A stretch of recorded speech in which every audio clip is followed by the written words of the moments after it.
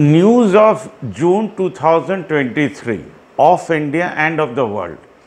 ये आपको हम इसलिए एसिमुलेट करते हैं ताकि एक न्यूज़ में आपको इंडिया का डिफरेंट यूट्यूबर्स जो लोग न्यूज़ बना रहे हैं या कोई बड़ा चैनल जो भी न्यूज़ बना रहा है इंडिया के बारे में पता चले। पूरा महीने के न्यूज़ में आपको ब्रिज कोलैप्स भी दिख जाएगा, मणिपुर जल रहा है, कर्नाटका में हार गए बीजेपी, ऐसे काफ़ी सारे न्यूज़ आपको मिल जाएंगे। सिर्फ एक न्यूज़ आपको नहीं मिलेगा, इंडिया का सिटीजन्स का मूवमेंट क्या है ये कोई चैनल दिखाता भी नहीं है। इंडिया का सोशल संगठन लोग का मूवमेंट क्या है ये भी कोई चैनल नहीं दिखाता है। हमारे देश में जितने सारे लोगों को पद्मश्री मिला उनका सोच क्या है ये भी नहीं दिखाता है। हमारे देश में जितने भी बड़े बड़े आश्रम हैं उनके अंदर जो स्वामी जी बैठे हैं, ब्रह्मचारी लोग जो बैठे हैं, उनका सोच इंडिया के बारे में क्या है ये भी नहीं दिखाता है। ये नहीं दिखाने के कारण हमारे देश में सिर्फ न्यूज़ रह जाता है पॉलिटिकल, और सिर्फ पॉलिटिकल न्यूज़ होने के कारण मणिपुर जलता है, कल बंगाल जलेगा, परसों बिहार जलेगा। अगर हमारे देश का सोच RSS, BJP, CPM, Congress type आदमी लोगों के हाथ में रह जाए, इन्हीं के अंदर कुछ अच्छे लोग होंगे, कुछ खराब लोग होंगे। जो अच्छे लोग होंगे वो पैदल चल रहे होंगे, लोगों के पास जा रहे होंगे, लोगों का बात सुन रहे होंगे, बट उन्हीं के पार्टी ऑफिस वाले आज तक एक पार्टी ऑफिस को दूसरे पार्टी ऑफिस के साथ नहीं जोड़ पाए। ये जो इंडियंस लोग घर में बैठकर, पार्टी ऑफिस में बैठकर देश को बर्बादी के तरफ ठेल रहे हैं, गंगा के तरफ ठेल रहे हैं, कल जाके कोई सुसाइड करे, ये है असली इंडिया। इसलिए यहाँ पर कोई भी गुड न्यूज़ नहीं है इस 16 मिनट में। ये 16 मिनट के बाद भी हम जो आपको दिखाएंगे उसमें भी शायद कोई गुड न्यूज़ नहीं है। इंडिया में ठीक न्यूज़, गुड न्यूज़ जो आदमी के काम आए, माने एम्प्लॉयमेंट न्यूज़, ऐसा भी कुछ हमारे देश में अभी तक सोचा नहीं गया। अगर सोचा गया है तो दिखाया नहीं जाता है। तो हम लोग का कोशिश रहेगा कि हमारे देश के जो न्यूज़ चैनल्स हैं, जो लोग अच्छा काम कर रहे हैं, देश का गवर्नमेंट जो ख़राब काम कर रहा है उसके अगेंस्ट में बोलकर, तब आपको ये भी अच्छा काम करना पड़ेगा कि देश के लोग सोचेंगे कैसे, ताकि उन लोग को एक यूनाइटेड प्लेटफॉर्म मिले थ्रू यूट्यूबर्स, ताकि वो देश हित में काम कर सके।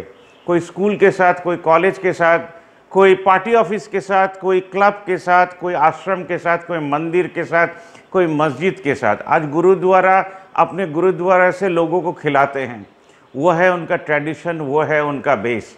आज एक सिनेमा ये कह रहा है कि फार्मर लोग अपना एमएसपी खुद ठीक करेंगे। बस देश का जनता अगर फार्मर के पास खड़ा हो जाए तभी जाके ये देश का भविष्य चेंज हो जाएगा।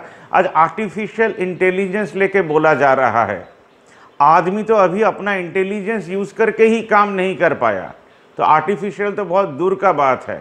किसी भी अमेरिकन, किसी भी यूरोपियन को हम लोग जीतने नहीं देंगे, क्योंकि हमारा जो दिमाग था, इंडिया के दिमाग ने शून्य पैदा किया है।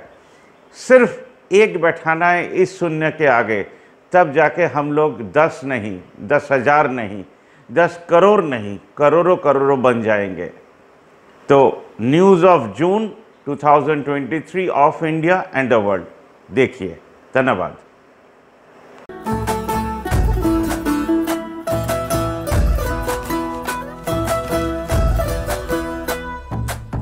हाँ हाँ, थैंक यू। हाँ, रखा है।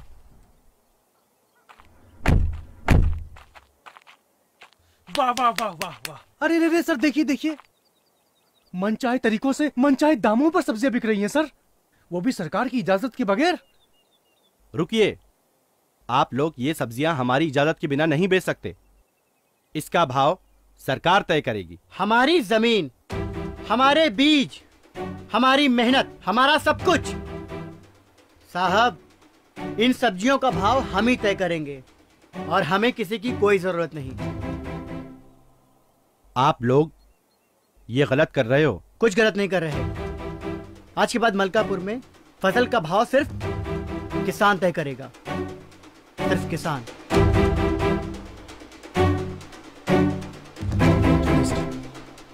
इन्हें मैं बाद में देख लूंगा।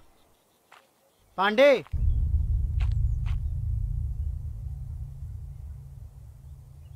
ये रहा असल और सूद, लो, पकड़ो, और आज के बाद मलकापुर के आस-पास भी मत भटकना।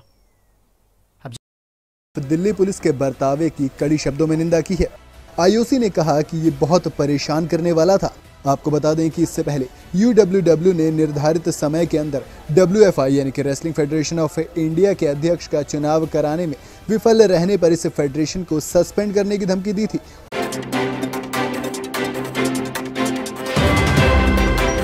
बहुत सारे लोग मेरे पास, मैं भेजूंगी चीफ जस्टिस ऑफ इंडिया को, मेरे पास तो पहुंच नहीं पाते अभी, पहले तो पहुंच पाते थे लेकिन मैं भेज देती थी, वो कहाँ गायब हो जाता था मुझे पता नहीं। में मिलने वाला 15 रुपए का पानी का बोतल साबित हुआ, जिसका पानी खत्म होने के बाद उसे निचोड़कर फेंक दिया गया। अब समीर वानखेड़े के साथ खड़े होने वाले बीजेपी के नेता नजर आ रहे हैं और ना ही गेरुआ टोला। दरअसल सीबीआई ने समीर वानखेड़े के घर पर रेड की है और सिर्फ समीर वानखेड़े ही नहीं बल्कि उनके साथ काम करने वाले कई अफसरों के ठिकानों पर सीबीआई ने छापा मारा। कल तक समीर वानखेड़े दूसरों के घर पर रेड मारा करते थे, अब उनके घर पर खुद ही सीबीआई ने रेड मार दी है। कल तक दूसरों के दुकान राजवर्धन सिंह परमार, और ये साहब महाराणा प्रताप सेना के राष्ट्रीय अध्यक्ष हैं। ये एक संगठन चलाते हैं और इस संगठन का नाम आपने पहले सुना हो तो जरा मुझे कमेंट करके बताइए। आप सोच रहे होंगे कि इसमें दिक्कत क्या है, कमरा देने में क्या दिक्कत थी। दिक्कत यहां तक ज्यादा नहीं थी, दिक्कत इसके बाद शुरू हुई।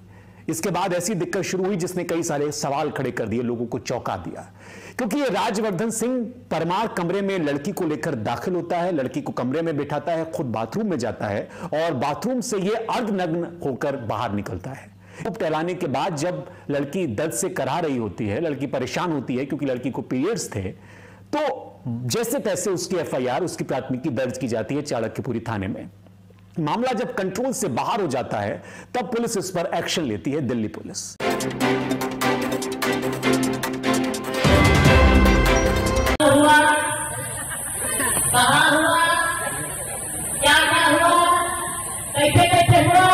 ध्यान दीजिएगा दोस्तों, रैलियों के मंच से महिला खिलाड़ियों का मजाक उड़ाते हुए बीजेपी सांसद और नरेंद्र मोदी जी के सहयोगी बृजभूषण शरण सिंह पूछते हैं कब हुआ, कहां हुआ, कैसे कैसे हुआ।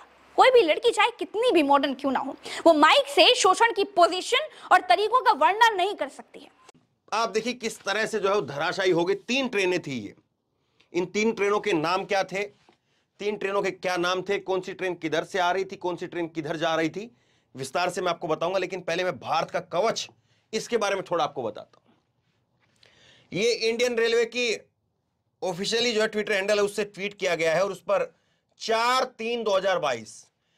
मार्च 2022 को ट्वीट किया है और इसमें बचाया कि भारत का कवच जो है वो बनाया गया है। और भारत का कवच, ये देखिए आप, ये मोदी की फोटो लगा करके, इंडियन रेलवे लगा करके ये जो है बताया गया। अब कवच का काम क्या था? कवच का मेड इन बंभोर आजमगढ़ का था। आजमगढ़ में बाकायदा इस बात के लिए फैक्ट्रियां लगी हुई थी और केवल आजमगढ़ नहीं, आप तो वेब सीरीज आपने देखी होगी कि कैसे वेब सीरीज मिर्जापुर में बाकायदा कट्टों का कारोबार। अब तो करेगा क्या? What will you do in life? So I said I will do exactly what all of us are here to do, which is to study law and become lawyers. But then he said, पर जिंदगी कैसे गुजारेगा? How will you make your livelihood? So I said, I was a little nonplussed and I said that, well, by practicing law. But then he said that, देख, मैं आपको कुछ सच्चाई सुनाना चाहता हूं कि इस प्रोफेशन में आपको जीना है तो और कुछ भी थोड़ा सा अपना ले। तो मैंने कहा, तो क्या अपना लें? What should I do? So he says, why don't you get a gas agency or a retail oil dealership?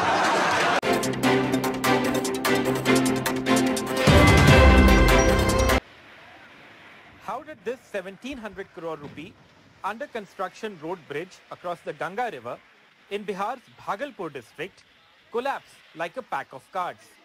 मुझे एक आदमी दिखे जो बूढ़े थे 50-55 साल के और वो बोल रहे थे कि उनकी बेटी गायब है। मैंने आसपास सबको पूछा कि इनकी बेटी कहाँ है, तो कोई बोल नहीं पाया। मैं थोड़ी क्यूरियस लड़की थी, मेरे दिमाग में बहुत प्रश्न होते थे।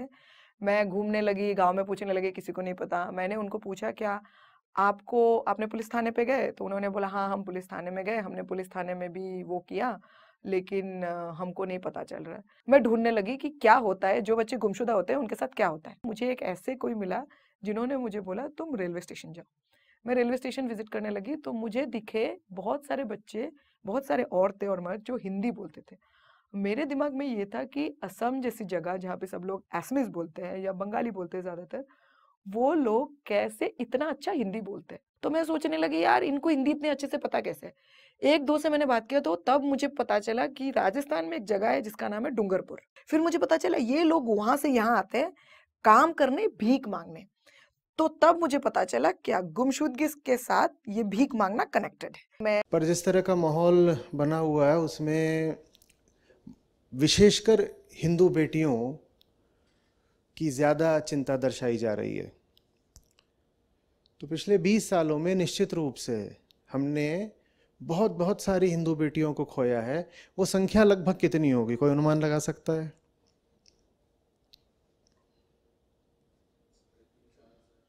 3,500-4 हज़ार, 5 लाख। न हज़ारों में न लाखों में हमने जो बेटियां खोई हैं पिछले 20 साल में, उनकी संख्या करोड़ों में है।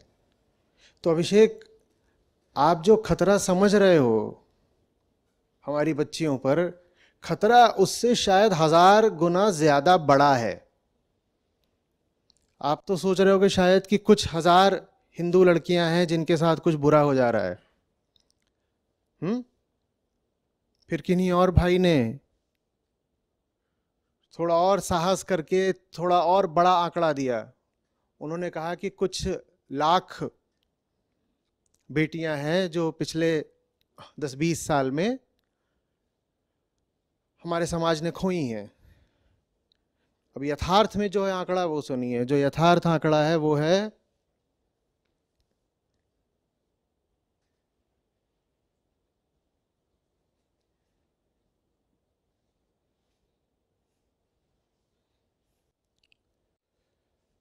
1 करोड़ से ज्यादा। और ये जो 1 करोड़ है ये दुनिया के बहुत सारी देशों की आबादी की तुलना में खड़ा करा जा सकता है। ऑस्ट्रेलिया का देने लगते हैं, सारे एक्सपर्टीज दिखाने लगते हैं, ये नहीं देखते हैं कि जो मूल मुद्दा जैसे ब्रिटेन है उसमें कॉन्स्टिट्यूशन नहीं है, लेकिन उन्होंने सेडिशन एक्ट को हटा दिया। और इसलिए तीसरी बात मैं ये कहना चाहता हूं, मूल प्रश्न जो आज के लॉ मेकर्स को सोचना चाहिए और एक आम पब्लिक को सोचना चाहिए, जस्टिसेस को सोचना चाहिए, जर्नलिस्ट को, पुलिस अधिकारी को, कि क्या एक विरोध जो सरकार के खिलाफ है, क्या उसे विरोध देश के खिलाफ माना जाए? अगर देश के खिलाफ ये है, विरोध है, अक्षुण्णता के खिलाफ कोई कार्रवाई है जो हिंसा में परिणत होती है, तो फिर सही है। तो नहीं, क्या ये बहुत ही अहम सवाल है आपका। मैं आपके पहले और तीसरे सवाल को जोड़कर महेश वर्मा और अर्शप्रीत छोटे छोटे कमेंट्स चाहूंगा। अब मुझे ब्रेक लेना है। भाई, ये कानून आम आदमी के लिए है जो वो पूछ रहे हैं, और इसमें मैं ये जोड़ रहा हूं, क्या एक आम आदमी अगर उसके लिए ये कानून है, हक नहीं है क्या एक महेश वर्मा, अर्शप्रीत या संजय पारीक या यशोवर्धन आजाद या प्रियंका कक्कड़ को क्या ये हक नहीं है कि सरकार से सवाल पूछे और जो नीतियां अच्छी ना लगे उसकी आलोचना कर दे? 23 जून को मोदी के सारे दुश्मनों की 24 वाली मीटिंग, लेकिन प्रधानमंत्री को 23 में ही कुर्सी से हटाने की स्क्रिप्ट रेडी हो गई। गेम्स तभी खेलेंगे जब मुद्दे हल हो जाएंगे, ये साक्षी मलिक ने साफ कर दिया। बजरंग पुनिया की 2 मिनट की बाइट है और बजरंग पुनिया 15 जून के बाद में जंतर मंतर पर ही धरने की बात कह रहे हैं, वो मैं आपको आगे सुनाऊंगा। दूसरा एक जो बड़ा गवाह सामने आया है, उस गवाह ने क्या कहा है वो सुनिए। इंडिया टीवी ने लिखा है, ब्रिजभूषण के खिलाफ एक गवाह सामने आया। फिजियोथेरेपिस्ट परमजीत मलिक का दावा, कई सालों से शोषण हो रहा है। महिला रेसलर्स के आरोप 100% सही है। 100% सही है महिला रेसलर के। कोर्ट में ये साबित हो पाया। और दिल्ली हाई कोर्ट ने क्या किया? दिल्ली दंगों में एक बेगुनाह मुसलमान को फंसाने के लिए झूठा केस बनाया दिल्ली पुलिस ने। 3 साल बाद जाकर कोर्ट में ये साबित हो पाया। ऐलान किया था कि कि अगर आरएसएस हो या बजरंग दल हो या कोई भी ऐसी संस्था हो जो देश विरोधी गतिविधि में शामिल होंगी जिससे भारत की संवैधानिकता पर चोट पड़ने वाली है, उन तमाम संगठनों को बैन करने से पीछे यह सरकार नहीं हटेगी। वैसे आरएसएस पर अब ताबड़तोड़ एक्शन हो रहे हैं, जिसके बाद यह तय माना जा रहा है कि दक्षिण भारत से संघियों की विदाई भी कर दी जाएगी। भाजपा वैसे भी वहां कमजोर हो चुकी है, तमाम राज्यों से भाजपा की सरकारें अब वहां खत्म हैं। एक कर्नाटक में उनका सिक्का चलता था, वहां से भी कांग्रेस ने उन्हें बेदखल कर दिया है, बाहर का रास्ता दिखा दिया है। ऐसे में बीजेपी और संघ एक दूसरे से जुड़े होते हैं, तो बीजेपी कमजोर तो संघ भी कमजोर होता हुआ वहां दिखाई पड़ने लगा है। जरा सभी का बहुत स्वागत है। अगर आप ये कार्यक्रम देख रहे हैं तो निश्चित तौर पर आप एक नाकाम गृह मंत्री की वजह से बर्बाद हो रहे एक खूबसूरत सूबे के बारे में गहराई से जानना चाहते हैं, वजह जानना चाहते हैं। अगर आप ये कार्यक्रम देख रहे हैं तो आप ये जानना चाहते हैं कि 2001 में इम्फाल में हिंसा क्यों हुई, हिमपाल क्यों जला और बीजेपी सरकार क्यों उस वक्त भी नाकाम रही, क्योंकि नागा समझौते के बाद बीजेपी सरकार इम्फाल को जलने से रोक नहीं पाई। ऐसा क्या है कि बीजेपी सरकार के बाद जब कांग्रेस सरकार वहां करीब 10 साल तक रही और उसने 15 सालों तक मणिपुर को शांत बनाए रखा। दुनिया के पैमाने पर उन्हें लोग सुनने के लिए आने लगे, बड़ी संख्या में आने लगे, और उनको सुनने के लिए सामान्य लोगों के अलावा जो विशिष्ट लोग हैं, जो नीति निर्माता हैं, समाज की जनमत को प्रभावित करते हैं, इंटेलेक्चुअल्स हैं, एकेडमिशियंस हैं, वैज्ञानिक हैं, विभिन्न राजनीतिक दलों के लोग हैं, वो उनको सुनने के लिए आ रहे हैं। लोग उनको अपने यहाँ आमंत्रित कर रहे हैं सुनने के लिए, उनसे बात करने के लिए। अगर वाशिंगटन पोस्ट और न्यूयॉर्क टाइम्स का एडिटोरियल बोर्ड राहुल गांधी को बुलाता है तो आप इसको यूं ही नहीं खारिज कर सकते। क्यों कोई बुलाएगा इनको? अगर आपकी बात में कोई दम नहीं है, आप तार्किक तरीके से बात नहीं करते, भारतीय राजनीति के बारे में कोई आपका अध्ययन नहीं है और भारतीय राजनीति के संदर्भ में आप संदर्भहीन है, तो ये तमाम जो विशिष्ट प्रतिष्ठान है क्यों सुनेंगे? जो नहीं जानता है उसकी बात अलग है, लेकिन जो जान रहा है वो तो पक्का है कि इनमें कुछ है नहीं और ये क्यों डरे हुए हैं। दोनों बातें समझ में आ रही हैं और ऐसा नहीं है कि अखबारों में नहीं छपेगा या टीवी पे नहीं आएगा तो लोगों तक खबर नहीं पहुंचती है। अब लोग जानने लगे हैं और जो मोदी जी कहते रहे थे उसका उल्टा करते रहे। अब रेवड़ी बांटने के लिए तो मोदी जी को ही दिक्कत थी रेवड़ी बांटने से, और खुद ही रेवड़ी बांटते हैं। कि क्या कहते रहे क्या करते रहे तो कुछ समझ ही में नहीं आ रहा है, और जब हम लोगों को नहीं समझ में आ रहा है तो आम आदमी को क्या समझ में आ रहा होगा। दैनिक भास्कर की इस रिपोर्ट के अनुसार इस मामले में गीता फोगाट के पर्सनल फिजियोथेरेपिस्ट ने ब्रजभूषण पर नए खुलासे किए हैं, जिसमें दावा किया है कि लड़कियों को रात में ब्रजभूषण की सिक्योरिटी वाली गाड़ियों से बाहर ले जाया जाता था। दैनिक भास्कर ने अपनी रिपोर्ट में क्या लिखा है, ध्यान से सुनिए। फिजियोथेरेपिस्ट परमजीत ने बताया कि गीता फोगाट ने 2014 में मुझे अपना पर्सनल फिजियोथेरेपिस्ट बनाकर साई लखनऊ कैंप ले गई थी। वहां मैंने देखा कि आधी रात के बाद लड़कियां बाहर जाती हैं। जिस केरला स्टोरी, तीसरी फिल्म है अजमेर 92 और चौथी फिल्म है 72 कूरे। तो चलिए कश्मीर फाइल से ही शुरुआत कर लेते हैं। एक बात है, अगर समझना है तो ना आपको पूरा वीडियो जरूर पूरा का पूरा देखना पड़ेगा। बीच से ये भागने वालों के लिए वीडियो बिल्कुल नहीं है। समय, तारीख और पूरे डेटा के साथ मैं ये वीडियो करने के लिए बैठी हूँ, तो पूरा देखिएगा। तो याद करिए दोस्तों, कश्मीर फाइल्स का प्रोमो रिलीज किया गया 21 फरवरी को, जब जाड़ा खत्म हो रहा था और होली आने वाली थी। तब क्या खास था, सोचिए दोस्तों, तब यूपी, गोवा, मणिपुर, पंजाब और उत्तराखंड में आचार संहिता लागू थी, चुनाव चल रहे थे, यूपी में प्रचंड तरीके से वोटिंग हो रही थी। फिल्म का ट्रेलर आया, फिर क्या था, बवाल शुरू हो गया, हिंदू मुसलमान होने लगा। फायदा किसे हुआ दोस्तों, अंदाजा लगा लीजिए। अभी बात खत्म नहीं हुई है। इस फिल्म के प्रोडक्शन हाउस का नाम क्या था नहीं पता, जी स्टूडियोज। और जी किसका है? जी है बीजेपी के पूर्व राज्यसभा सांसद सुभाष चंद्रा का। तो कश्मीर फाइल से फायदा किसे हुआ? भारतीय जनता पार्टी को, वरना फिल्म के मालिकों को चुनाव के समय ही फिल्म रिलीज करने का सपना आखिर कैसे आ जाता है भाई। चलिए अब आइए द केरला स्टोरी पर। इसी मार्च में त्रिपुरा, मेघालय, नागालैंड और कर्नाटका में चुनाव की घोषणा कर दी गई। इनमें कर्नाटका सबसे बड़ा राज्य था, बीजेपी को यहाँ जीतना बेहद जरूरी था। फिर क्या था, उसके अगले महीने कर्नाटका के बगल वाले राज्य केरल की हिंदू मुसलमान वाली कहानी का ट्रेलर 26 अप्रैल यानी चुनावी महीने में ही रिलीज कर दिया गया। कर्नाटका का रिजल्ट आना था 13 मई को और फिल्म रिलीज कर दी गई 5 मई को। खूब बवाल हुआ, खूब हिंदू मुसलमान हुआ, ध्रुवीकरण की खूब कोशिशें की गई। यहां तक कि प्रधानमंत्री नरेंद्र मोदी ने जब बीजेपी को हारता हुआ देखा तो मंच से केरला स्टोरी का जिक्र तक कर दिया। रिजल्ट बीजेपी के फेवर में नहीं आया। दोस्तों नमस्कार। अगर आपको लगता है कि इस देश को कॉरपोरेट चलाते हैं या कॉरपोरेट की पूंजी के आश्रय यह देश चल रहा है, तो फिर आप इस भ्रम को आज तोड़ डालिए। यह देश दरअसल टैक्स के पैसे से चलता है और टैक्स का पैसा इस देश के कॉरपोरेट नहीं देते हैं।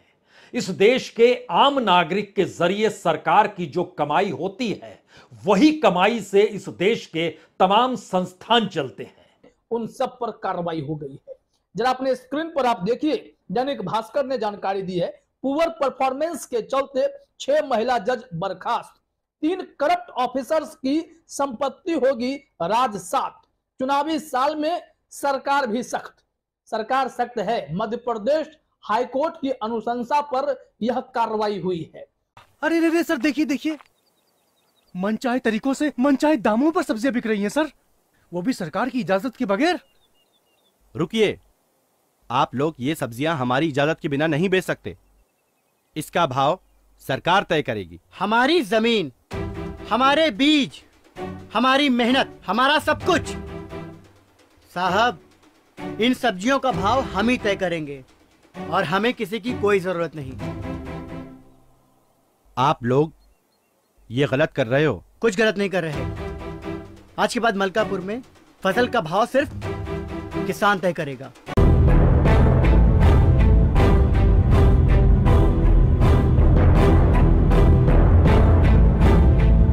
ट्विटर के पूर्व सीईओ जैक डोर्सी ने ब्रेकिंग पॉइंट नाम के एक चैनल को इंटरव्यू दिया है। जैक डोर्सी ने कहा है कि भारत सरकार ने किसान आंदोलन के समय काफी दबाव डाला। सवाल पूछने वाले कई पत्रकारों के ट्विटर हैंडल बंद करने का दबाव डाला गया। कहा गया था कि भारत में ट्विटर बंद कर देंगे, जो कि उनके लिए काफी बड़ा बाजार है। अगर आप हमारी बात नहीं मानेंगे तो आपके कर्मचारियों के घर पर छापे पड़ेंगे, जो कि उन्होंने किया।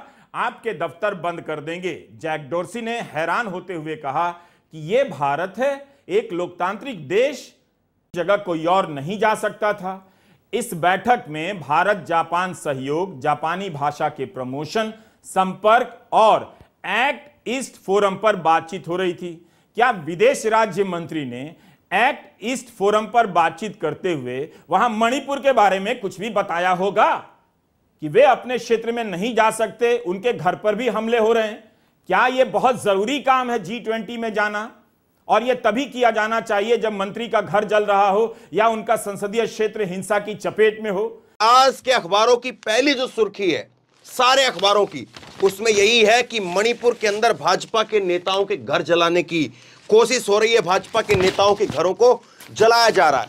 यह पहली खबर है। मणिपुर में भाजपा नेताओं के घरों को फूंकने की कोशिश, सारे अखबारों में, हिंदी अंग्रेजी कोई अखबार उठा करके देख लीजिए। और इसको लेकर के आज प्रधानमंत्री ने क्या कहा, क्योंकि जनता की तो बात छोड़ दिए, अब तो बीजेपी के नेताओं पर बात आ गई है। अब इस मन की बात में मोदी जी ने मणिपुर को लेकर के क्या कहा है, 2 मिनट में इत्मीनान से पूरा पेज जो है भरा हुआ है। मन की बात में मोदी ने कौन कौन से जिक्र किए हैं वो मैं आपको बता देता हूं, और फिर उसके बाद में मणिपुर को लेकर के क्या कुछ कहा है उसको जिक्र करेंगे। देखिए, मन की बात का 100 से ज्यादा 3000 लोग जख्मी हो गए हैं, 60,000 लोग बेघर हैं, कैंपों में रहने को मजबूर हैं, दिल्ली तक आ गए, सब कुछ छोड़ छाड़ के शरणार्थी बन गए हैं अपने ही देश में। नमस्कार, मैं रवीश कुमार। आदि पुरुष फिल्म ने साबित कर दिया कि भारत महापुरुषों के अलावा मनोज पुरुषों का भी देश है। अब फिल्मों से, हीरोइनों के कपड़ों से आहत होने वाला हमारा समाज एक फिल्म के लिए परिपक्व हो गया है। ऐसा नहीं कि इस फिल्म से आहत नहीं हुआ है, लेकिन आहत होने के नाम पर फिल्म के पोस्टर नहीं फाड़ रहा, छिटपुट घटनाओं और बयानों को छोड़ दीजिए तो व्यापक तौर पर लोग ऐतराज ही जता रहे हैं। सोशल मीडिया पर यह वाली तस्वीर खूब वायरल हो रही है, जिसमें बताया गया है कि आजाद भारत के इन प्रधानमंत्रियों ने कितने प्रेस कॉन्फ्रेंस किए। आप अपनी स्क्रीन पर देख सकते हैं। पंडित जवाहरलाल नेहरू ने 27 प्रेस कॉन्फ्रेंस की, इंदिरा गांधी ने 218, राजीव गांधी ने 318, अटल बिहारी वाजपेयी ने 122, मनमोहन सिंह ने 156 और श्री नरेंद्र मोदी जी ने 0। किस तरह से दबाने की कोशिश होती है और वही सारी बातें इस सवाल के अंदर शामिल हो गई। नरेंद्र मोदी से क्या सवाल किया अमेरिकी जर्नलिस्ट ने, देखिए। Mr. Prime Minister, India has long prided itself as the world's largest democracy, but there are many human rights groups who say that your government has discriminated against religious minorities and sought to silence its critics. As you stand here in the east room of the White House, where so many world leaders have made commitments to protecting democracy, what steps are you and your government willing to take to improve the rights of Muslims and other minorities in your country and to uphold free speech?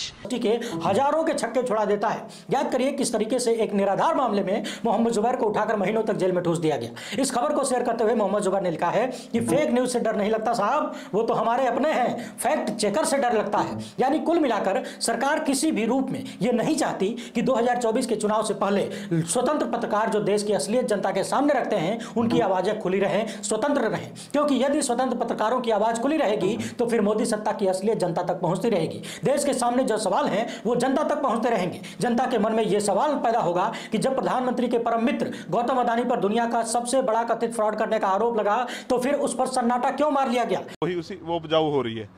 देखिए बहन जी से मेरी कोई नाराजगी नहीं है, मैंने उनको हमेशा बड़ा माना, वो मुझे छोटा नहीं मानती अपने परिवार का। उनको ये घटना छोटी लगी, शायद अगर मैं मर भी जाता शायद उनको इस पर कोई शायद आपत्ति बुरा नहीं लगता, मुझे उनसे कोई दुख नहीं है। आपातकाल के कुछ नियम 2 बरसों तक जारी रखे गए थे। राष्ट्रपति इमैनुअल मैक्रोन ने 30 जून को क्राइसिस मीटिंग बुलाई है। इसमें आपातकाल समेत दूसरे विकल्पों पर चर्चा होगी। मैक्रोन EU की एक समिट में हिस्सा लेने ब्रुसेल्स गए थे, लेकिन मीटिंग के लिए उन्हें पहले ही लौटना पड़ा। वीडियो शूट होने के समय ये मीटिंग चल रही थी। इससे जुड़ी अपडेट्स आपको लल्लन टॉप पर मिल जाएंगी। फ्रांस में चल रहे प्रोटेस्ट का असर पड़ोस के बेल्जियम में भी दिखाई दिया। 29 जून को प्रदर्शनकारियों ने एक कार को आग लगा दी, कई जगहों पर तोड़फोड़ भी की। ऐसा पहले कभी था ही नहीं। और राहुल गांधी जिस गाड़ी से पहुंचते हैं, शोर हंगामा, दरअसल ये चूरा चांदपुर का इलाका है। वो अलग अलग इलाकों के अलग अलग कैंपों में भी जाते हैं। वहां पर फोलजोंग का इलाका है, वहां पर सोगांदो इलाका है, वहां पर मोंगिया इलाका है। और यह राहत कैंप के भीतर जो सुविधाएं दी गई वह सिर्फ चादर है, दरी है। कहीं कहीं मसलद भी आपको मिल जाएगा, लेकिन बाकी जगहों पर वह भी नहीं।